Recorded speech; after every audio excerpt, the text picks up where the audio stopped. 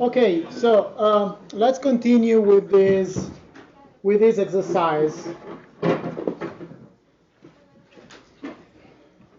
which is important to understand what's the mechanism behind the valid risk when you have empirical data, so an empirical loss function. So assume that we have an investment and we have a time window, so a time horizon of 1 year. We know that there is a probability of 0.06 or 6% of a loss of 1 million pounds, a probability of 91% of a profit of 2 million pounds, and a probability of 0.03 or 3% of a loss of 10 million pounds. The question is the following: what's 95% valid risk, the 97%, the 98%? Now there are you will see two ways of solving this exercise: a quick one and a slow one. My suggestion initially is to waste a little bit of time on the slow one, that is the first one that we will consider, and then when you get familiar with that, you can easily use the fast one with a little bit of attention. In any case, the slow one is extremely simple, and I don't want to say it's bulletproof, but it's very close to being bulletproof in terms of giving the right answer. Now, the first, with the risk of being extremely pedantic and repeat the things many times, my suggestion is first to write down a table of the information that you have there. So what you can do is to introduce L, that are the losses. Then you can associate the probability, and then choose the symbol. I use the summation symbol to define the cumulative probabilities. Because what we want to do at the end of the day is to draw the empirical cumulative distribution function of our problem, of our loss distribution. So the first information is that we have a loss of 1 million, a profit of 2 million, and a loss of 10 million.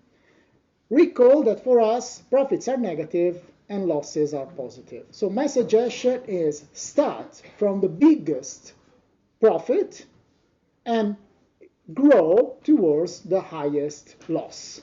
So the biggest profit for there is 2 million. 2 million for us is what? It's a -2. Then we have a loss of 1 million, that for us is 1. And then we have a loss of 10 million, that for us is 10. On the second column, I can write what? The corresponding probabilities. So the probability of a profit of 2 million, that is to say a loss of -2 million, is 0.91 or 91%. For what concerns the second one, so the loss of 1 million, what do we have? We have 6%. And then we have the last one, which is 3%. I'm expressing as percentage. If you want to use decimals, feel free. It's totally the same. Now, here, what do? I accumulate the probabilities. Now, the point -2, the loss -2, is the maximum profit that we can get. There is nothing less. Okay, so the probability of being smaller than or equal to that is exactly this value here. That moves here, so 91. What's the probability of being now smaller than or equal to 1, since we are accumulating? It's the probability of being 1 and the probability of being -2. Okay, it's smaller. So we are accumulating the probabilities. This means that this is a 97, and obviously, trivially, what's the probability of being to be below the maximum loss, which is 10 million?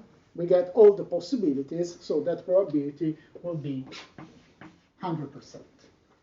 Okay, if you write in decimal, 0.91, 0.97, 1. Fine. Now, with this information, we can build a very simple graph, which is the following. We put losses on the x-axis. We set somewhere the 0. Let's say that 0 is here. Then what do we have? We have -2. Let's say that -2 is here. We have 1. That would be here. And then we have 10. Let's say that it is here. Now, don't be over picky on the scale. Let's assume that the scale is respected. And here we have our y-axis. Now, these are the losses. Here, what do I take? I take the cumulative probability. Okay? Now, what happens? The value -2 corresponds to 0.91. So if I say that this is 91%, okay, the value -2 grows up to 91. It grows up to 91, and the next value I have in my portfolio, it's a loss of 1. When I reach the loss of 1, I jump from 91 to 97. So it means that between -2 and 1, I stay at 91. It means I'm here. When I reach 1, I jump to 97. Imagine that 97 is here. And then what happens? Until 10, I stay at level 97. And when I reach 10, I jump to 100%. That would be this value here. Let's say this is 100%. Or 1, 0.97, 0.91. You choose. It's totally the same. Now, this line that we have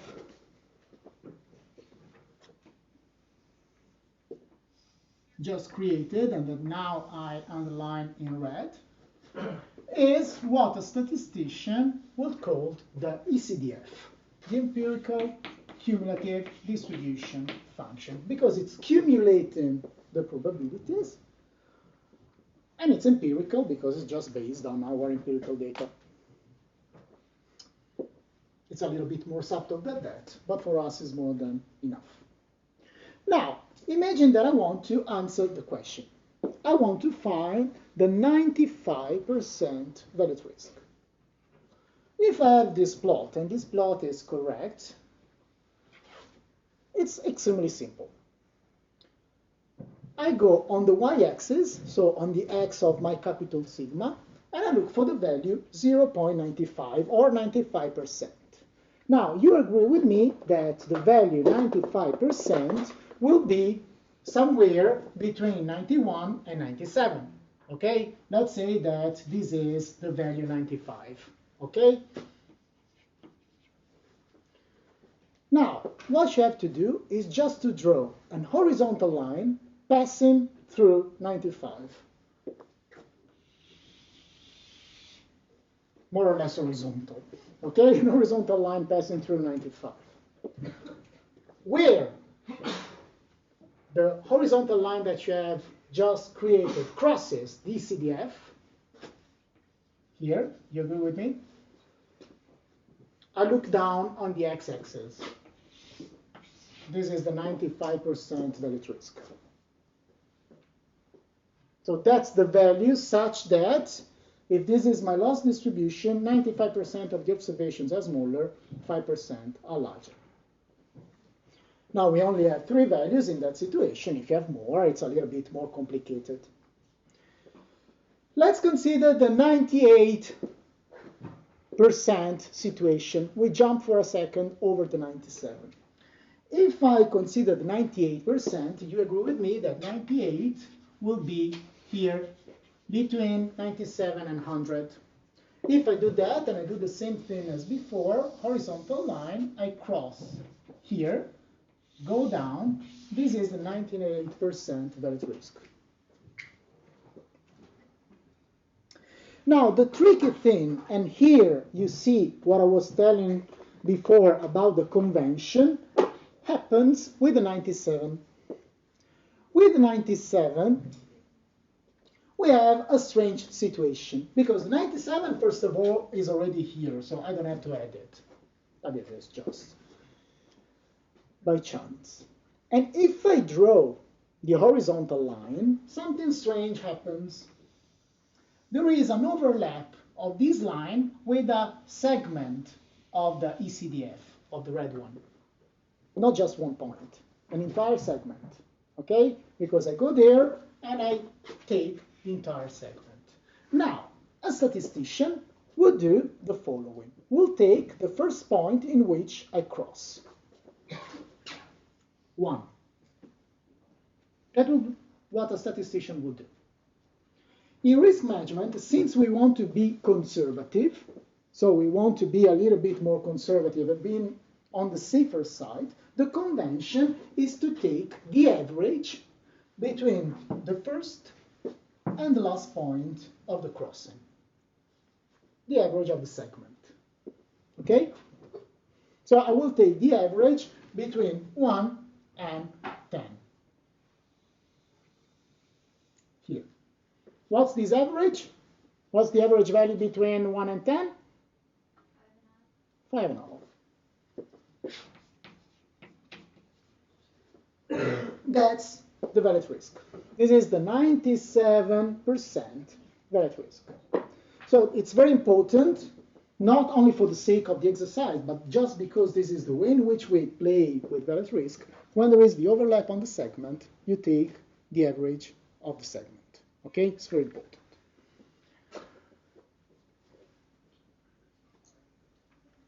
Boring, takes time, but you will agree with me, it's nothing complicated. So when you have those financial guys saying, oh, you know, the valid risk, okay, yeah, that's the plot, okay? They are very nice in selling their stuff, but most of the time it's nothing particularly complicated. Now, you imagine that if you have more losses, so if I introduce, for example, -1, 2, 3, 7, it will be a more complicated graph to draw, sure, but the rationale is exactly this one. On Brightspace, you find another exercise with a little bit more data for what concerns losses, and you will find the solution, as I showed you before, in a video in which I solve this exercise. Okay? The idea is exactly the same. So combining what you see now in class and that exercise, you should already have an idea of how we solve this. This is the slow technique. Now, the quick technique that you can solve mentally, so in your mind, you don't have to, especially if you have only 3 possible outcomes from the losses. If you have hundreds, it's a little bit more difficult. But if you have only 3, what you can do, you can try to solve these. How? You look at these values, so you look at the accumulate, and what you have? You look for 95, okay? So 95 is where? 95 is between 91 and 97, okay? I pick the lower one, 97. 1. If I take the 98, 98 is between 97 and 100, I take 100, 10. If I take 97 and 97 is there, I will take the average between these two. Okay? It's just the same thing without drawing. It's quite quick. Okay, but you have to be careful with the cumulative probability, not with the original one. You have to cumulate, because you want the probability of being smaller than, equal to, or larger than. So you have necessarily to cumulate. Okay, this is valid risk for the moment. Then there are other things that we will add in a minute after we speak about the expected shortfall and in the other classes. So valid risk will be present over and over again in the rest of the course. Now, the expected shortfall is the second quantity, which is extremely important in risk management. And also the expected shortfall is very strongly linked to all the things that we have already seen, the Greeks, volatility, duration. You see that now that we have the basic tools, we will start combining them and try to do things nicely and quickly to give estimates of risk. So the expected shortfall is the last tool that we introduce, and it's strictly linked to the value at risk. So you remember, value at risk is the quantity that answers the question, how bad things can get. I want to know which value, 10 million, is such that 90% of the losses are smaller and 10% are larger. That's value at risk. Now, you understand that knowing that there is a 10% probability of losing more than 1 million, it's already some information. But more than 1 million can be 2 million or can be 35 billion. It's more than 1 million. So we need another measure that tries to quantify what it means to be above 1 million. That's exactly the expected shortfall. The expected shortfall answers the question, if things go bad, so I know that things go bad, what is the expected loss? So if I'm above the value at risk, that answers the first part, so I give for granted that I'm above the value at risk, and I want to know what is the expected loss. So in mathematical terms, the expected shortfall, ES, is defined as the expectation of your losses, given that your losses are above the value at risk at level alpha. So ES alpha, expected shortfall level alpha, is the expectation, is the average of all the losses above the corresponding value at risk at the level alpha. Now, why is this important? It is important because we can immediately have a very simple example.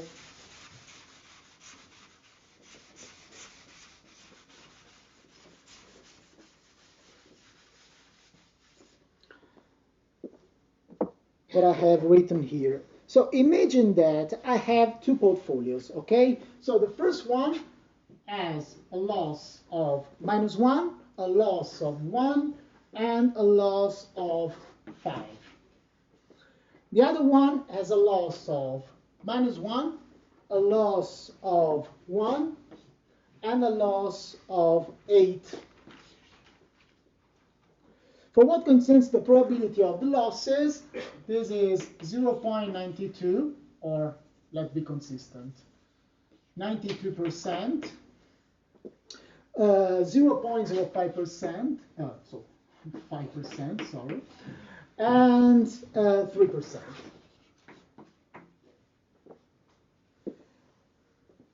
Now, if you compute, for example, I'm reading here my numbers. If I compute, for example, the 95% var.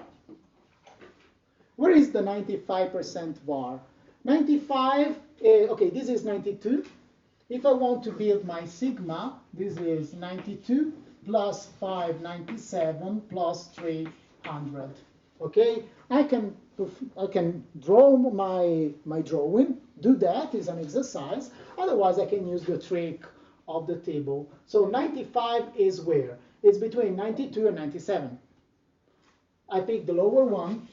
I have that the value at risk for the first portfolio is this, and for the second portfolio is this. They have the same value at risk, 1.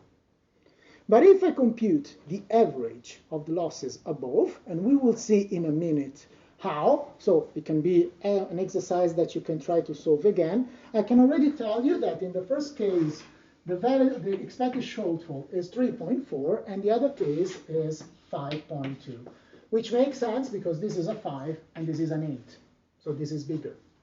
Still, they have the same value at risk.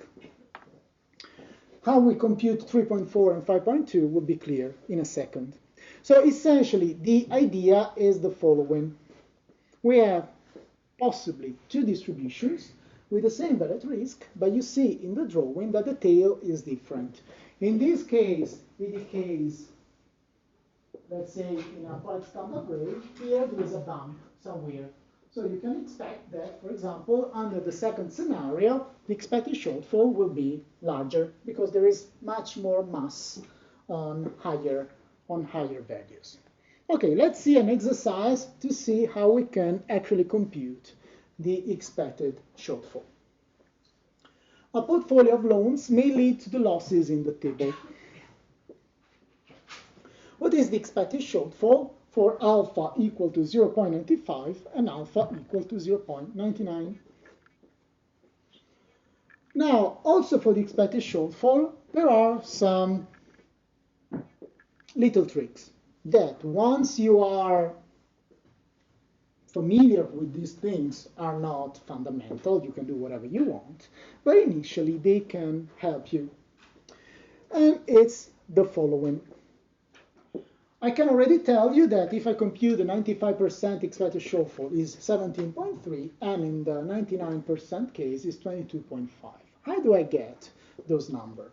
Look at the table that you have considered. I'm not cumulating there, so I'm just considering the probabilities as they are given in the problem.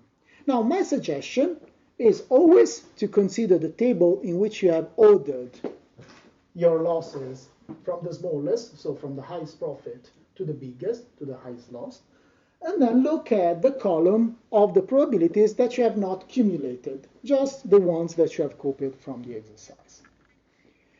Now, if you want the expected shortfall at the 95% level, you want the average of all the observations that are in the top 5%, such that 95% are below. Okay, if I want the probability of the observations that are in the top 5%, my suggestion is to start from the bottom of the table and go upwards. So to do essentially this. If I start from the bottom, what is the highest loss that I can have? 25 million. These data are in million, so 25, okay? What's the corresponding probability? The corresponding probability is 0.5%. Question, is 0.5% smaller or larger than 5%? It's smaller. Okay, it's 0.5%. It's smaller than 5%. So I need to add something to reach 5%. So what can I do? I just write 25 times 0.005 in my numerator. And I go up of one cell in the table. The second cell that I get is 20, so a loss of 20 million. The corresponding probability is 2.5%. Now, 2.5% when summed to 0.5%, which is the corresponding probability of 25 as a loss, is a sum equal to 3%. 3%, it's still not enough to get 5%, which is the value that I want in the table. So what happens? I will write there 20 times 0.025 and move another cell upwards. The other cell is 2%. Now, if I take 2% plus 2.5% plus 0.5%, the sum is exactly 5%. It means that there I can stop. So my numerator is complete by taking 12 multiplied by the corresponding probability, 2%, 20 multiplied by the corresponding probability, 2.5%, and 25 multiplied by the corresponding probability, 0.5%. This is the numerator. Now, since we are taking a conditional expectation, it means we are taking the expected value above a given value, we have to rescale the numerator by the above part. The above part is the probability. It's 5%. So what we do, we take the numerator that we have just computed and we divide by 5%. You perform the computation in 17.3, which is the same type of computation that you can perform here. Yes? What happens if you would, for instance, take alpha as 0.96, so you have to get 4%? What would you do then? It's the second point. It's exactly studied for answering that question. So in the second situation, what we want is the 99% expected shortfall, okay? If we want the 99% expected shortfall, what do we have? The first point from the bottom is 25. 25 has a corresponding probability of 0.5%. 0.5% is smaller than the 1% we are interested in the tail. Okay? So what do? I write 25 with its own corresponding probability, which is 0.5%. Now, what I do, I jump one cell up. If I jump one cell up, it's 20. 20 has a corresponding probability of 2.5%. And now what happens? If I sum 2.5% and 0.5%, this is 3%. And 3% is larger than the 1% I want. So what should I do? Of this cell here, of 20, I should only take the amount I need. So I'd stop at what I need. In order to get 1%, since I have already 0.5%, I need an extra 0.5%. So in that specific situation, and it's indeed an important question, in this situation, the weight is not exactly the probability I see there, but only the part that I need in order to arrive to 1%. Once the numerator is complete, I divide by 1 minus alpha, which is the 1%, since we are at the 99% confidence level, and my result is 22.5. Okay? I repeat, initially, it can take a little bit of time, but it's nothing complicated. So with your calculator, you can easily do all the computations. What is just important is to remember some little tricks, at least at the very beginning, not to make mistakes. A mistake, for example, would be in the second situation when you have the expected shortfall at 99% value to take entirely 2.5% when you play with a loss of 20 million. That would be wrong. You will get something that makes no sense at all. Or when you play with a valued risk, remember that when there is an entire overlap over a segment, you take the average. Why? Because that's the convention. That's the way it works in order to be conservative, to be risk averse. Okay, another exercise. I know it's a lot of exercises, but this is actually with valued risk initially is the best thing that you can do to understand the properties. And it's the following: it's slightly more complicated than the previous one. So we have two independent portfolios of bonds. And to simplify our computation, I assume that essentially the outcomes of the two portfolios are the same. On Brightspace, you will find also a little bit more general situation with other, or in the book by Hal, you find a lot of exercises of this type.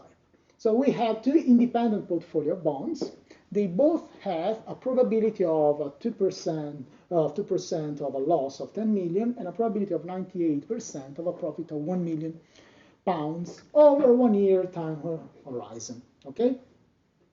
I can already tell you, so you can, if you want, test it, but you should already be able to see that from the data, that the VAR at the 97.5% level is 1 million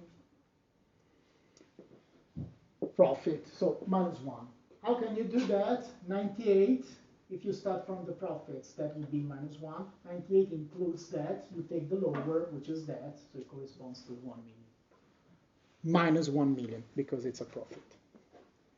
Now, what we want to do is now to combine the two portfolios into a general portfolio and to see what happens to the valued risk and the expected shortfall. Now, how can we do that? So we have two portfolios, but where the first loss, so the loss generated by the first portfolio, may be a profit of 1, so minus 1, and the corresponding probability is 98. And a loss of 10 million, so 10, and the corresponding probability is 2%. For what concerns the second portfolio that we call L2 is exactly the same because they are the same portfolio.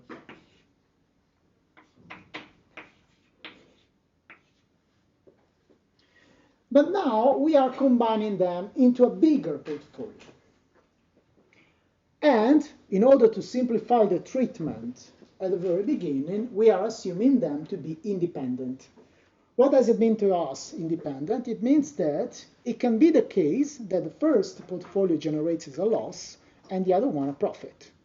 Or they both generate a profit, or they both generate a loss. But what happens in one is not important from the other, okay? Don't be tricked by the fact that the numbers are the same. They are independent. And if they are independent, it's very easy for us. So what happens? We are building now the portfolio. So let's call this LP, because these are the losses of the portfolio. And we have what? We have our probability, and later we will also accumulate. Okay. Now, you agree with me that it can happen that the portfolio number 1 generates a loss, and the portfolio number 2 generates a loss. So, for example, you can have a loss of 10 million in the first and a loss of 10 million in the second. It means that for you, the total loss is 20. Or you can have a loss of 10 million in the first and a profit of 1 million in the second. So it's 10 plus minus 1, 9. Or you can get the same 9 in the opposite situation. You have a profit in the first and a loss in the second. Finally, you have the situation in which both portfolios generate a profit. So minus 1, minus 2. Okay, that means that for the losses here, you don't have just 2 possibilities, but you have 3. So you have a profit of minus 2, a loss of 9, and a loss of 20, which is the worst situation. Now, the loss of minus 2, the profit of minus, the loss of minus 2 or the profit of 2 million happens when I have a profit in the first and a profit in the second. A profit in the first has a probability of 98. A profit in the second has a probability of 98. So what do I have to do? I have to multiply this probability. 0.98 times 0.98. So it means that the probability here is 96.04.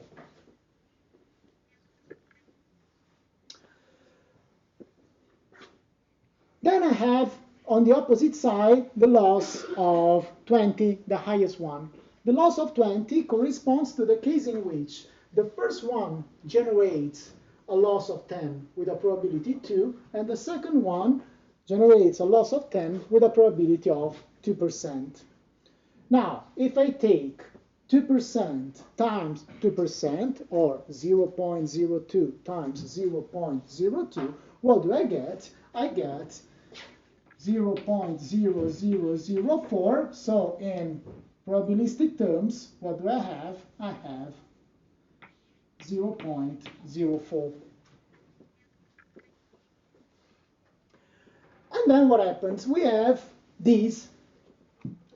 Now, here we need to be careful, because I can have the number 9, a loss of 9, in 2 ways. I can have a profit of 1 here and a loss of 10 here, but I can also have a profit of 1 here and a loss here. So what do I have to do? I have to take 98 times these times 2, because I can also have the opposite combination. So it's 2 times 98 times this. This probability is 3.92. Okay? Why? Because I can get this as 10 plus minus 1, or as minus 1 plus 10. Okay? So the probability of this would be 0.98 times 0.02. The probability of this would be in this case, would be 0.02, 0.98. the probability here would be 0.98 times 0.02.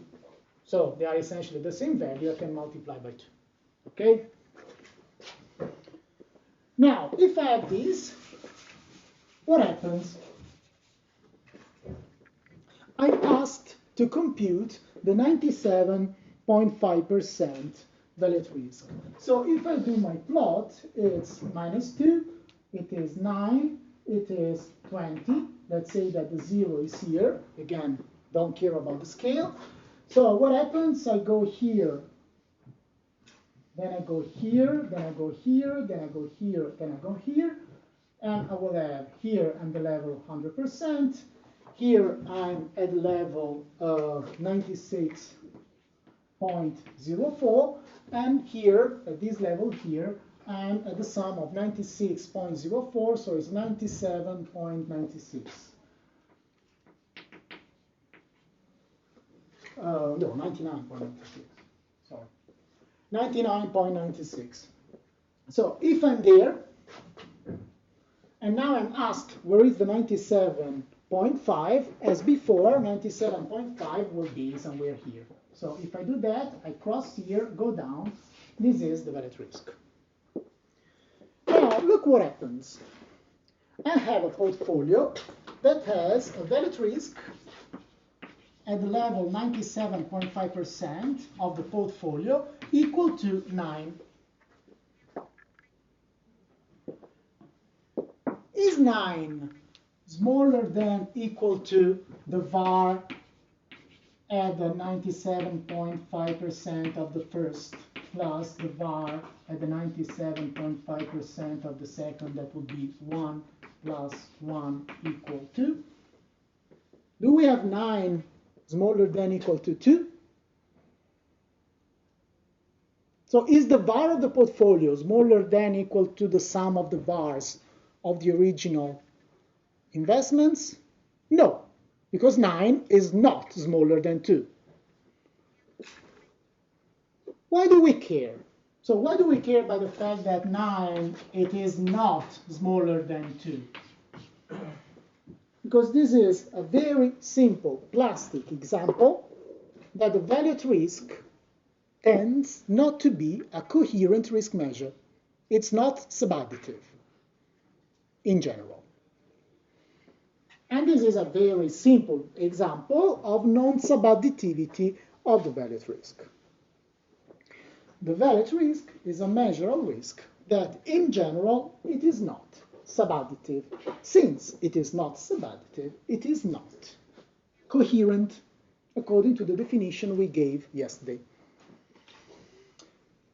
What happens if, conversely, we compute the expected shortfall? I leave the computations to you.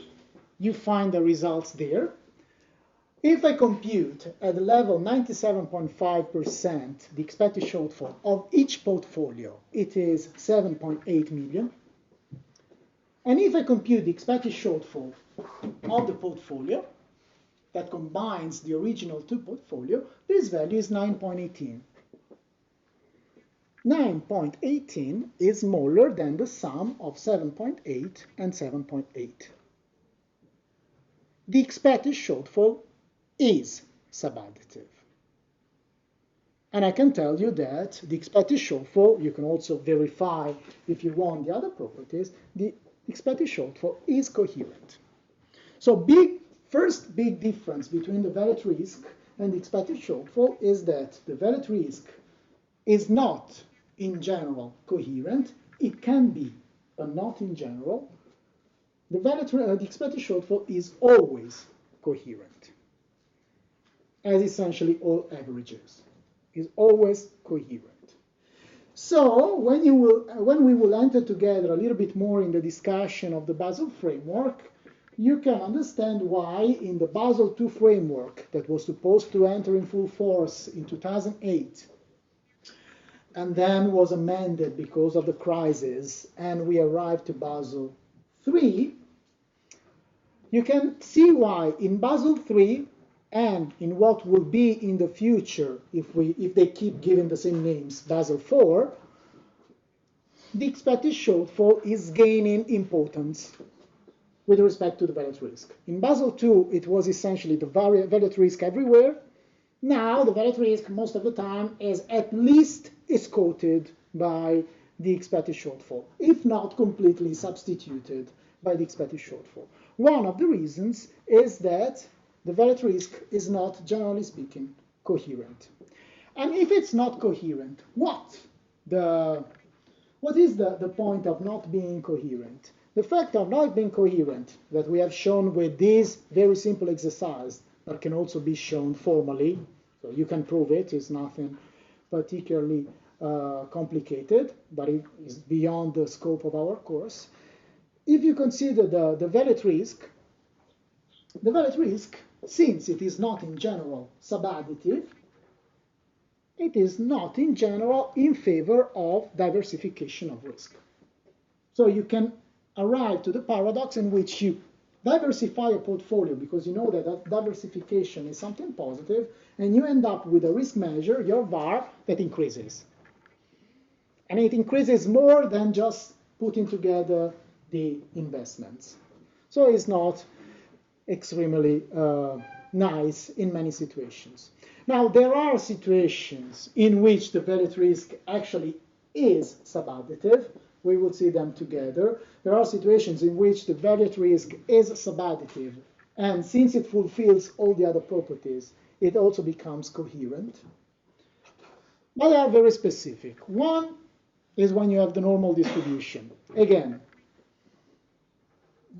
I hope you start seeing the ridiculousness of the fact that I know the valid risk is not coherent, but I assume a distribution that allows me to say that now it is coherent.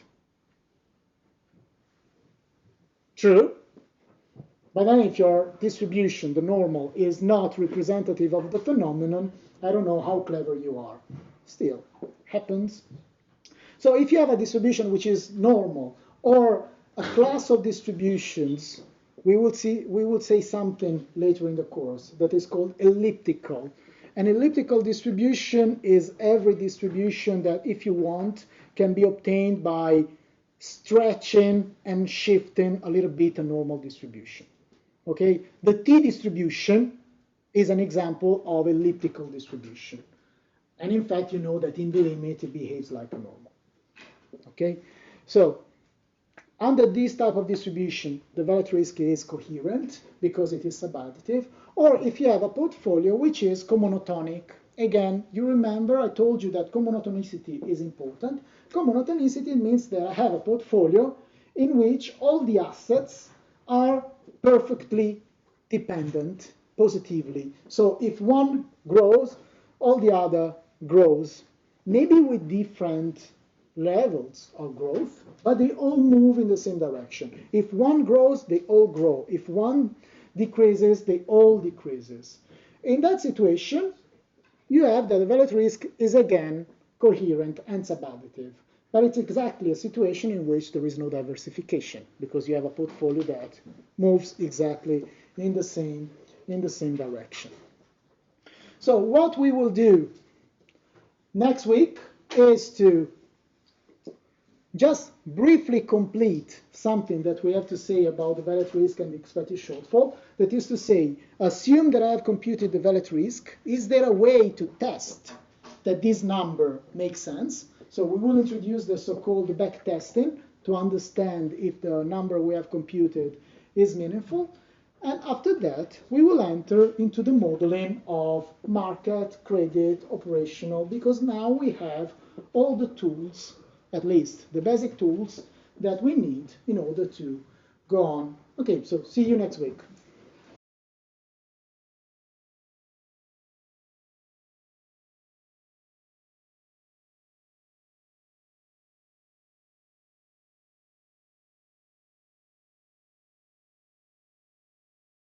To solve this type of exercises, it may be convenient, at least at the very beginning, to write all the data we have in table format. Our table starts with three columns: losses, probability as a percentage, and probability as a decimal.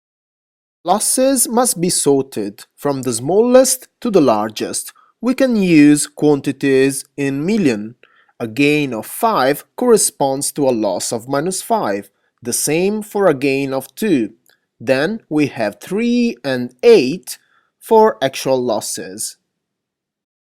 To every loss, we can associate the corresponding probability as a percentage and as a decimal.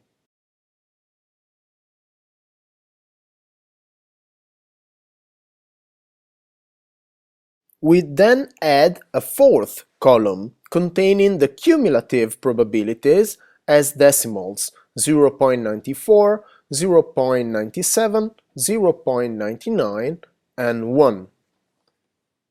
Thanks to this table, we can now draw the empirical cumulative distribution function of losses. On the x-axis, we put losses. On the y-axis, the cumulative probabilities. For reasons of space, the scale of the y-axis is not really representative here. Now, we start with the smallest loss, -5. The corresponding cumulative probability is 0.94. This means that we can draw a vertical segment going from the x-axis in -5 to the point -5, 0.94. Then we know that the cumulative probability does not change until we reach -2, where it increases to 0.97. Hence, we first have a horizontal segment and then a vertical one. And so on, so that we can draw the entire empirical cumulative distribution function, also known as ECDF. Now, the first question asks us to find the 1-year 0.98 var. The trick is really simple. Let's consider the y-axis. Is 0.98 there? No, but we can add it between 0.97 and 0.99. Now, let's draw a dotted horizontal line passing through 0.98. In which point does this line cross the empirical cumulative distribution function? Here. And this point corresponds to a loss of 3. This is our 0.98 var. Fine. For the 0.99 var, we do the same, and 0.99 is already in our plot. Good. Let's draw the horizontal line. Wait a minute, the line does not cross the ECDF. It overlaps for an entire segment, from loss 3 to loss 8. So, what's the var? Here we can use a convention. In situations like this, the var corresponds to the average loss in the segment. This means that we can compute 8 plus 3 equal to 11, and then we divide by 2. The 99% var is 5.5. Good, we have solved our problem.